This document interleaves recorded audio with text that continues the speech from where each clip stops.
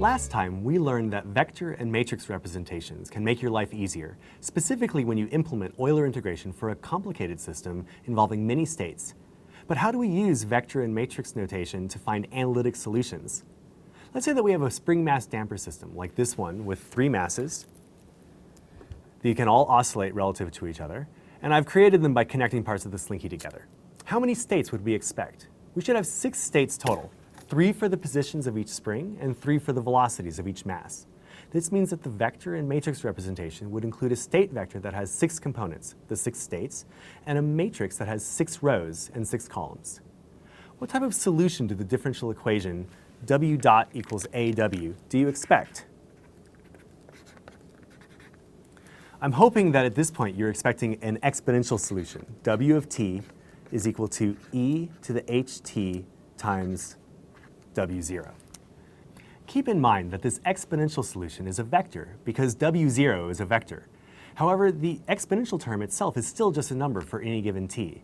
If I plug this exponential into w dot equals aw, I get d dt of e to the ht w0 is equal to a times e to the ht w0. And if I take this time derivative, I get h times e to the ht times w0 is equal to a times e to the ht times w0.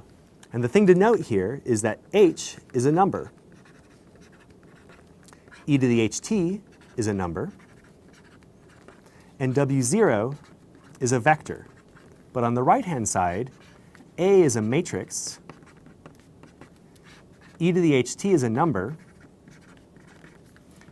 and w0 is a vector.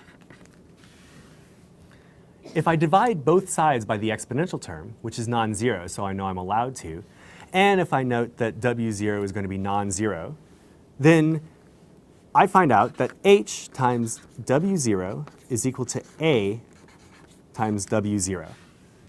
This is a special situation where a matrix A multiplying the vector w0 is the same as just multiplying that vector by h. Such a vector is called an eigenvector of A, and h is called an eigenvalue of A. If there are n states, there will always be n eigenvector-eigenvalue pairs. The nice thing about this is that you can use MATLAB or Python to calculate eigenvector-eigenvalue pairs easily. Let's go back to our spring mass damper system. So we have a wall, a spring, a damper, and a mass. And assume that the damping is reasonably high, giving us an A matrix of A equals 0, 1, minus 1, minus 3. To use an exponential solution, we need to solve A times w0 equals h times w0, so I use MATLAB to compute the eigenvectors and eigenvalues. On the left of the code output, we get one eigenvector-eigenvalue pair, and on the right, we get the other. The first eigenvector, which I'm going to write down as w01, is roughly equal to minus 0.41. The eigenvalue is h equals minus 2.6. The second eigenvector is w02 is equal to minus 2.61, and then its eigenvalue is minus 0.4. Note that I've scaled both of these to make the second component equal to 1 in each case. I can do this because any scalar multiple of an eigenvector is also an eigenvector. What does this tell us? It says that if w0 is equal to minus 0.41, then that implies that w of t is equal to e to the minus 2.6t times minus 0.41. Similarly, if I had w0 equal to the other eigenvector, then I would get the exponential with that exponent in it. Moreover, if w0 is 3 times one of these vectors, then I would just multiply that exponential solution by 3 because of superposition.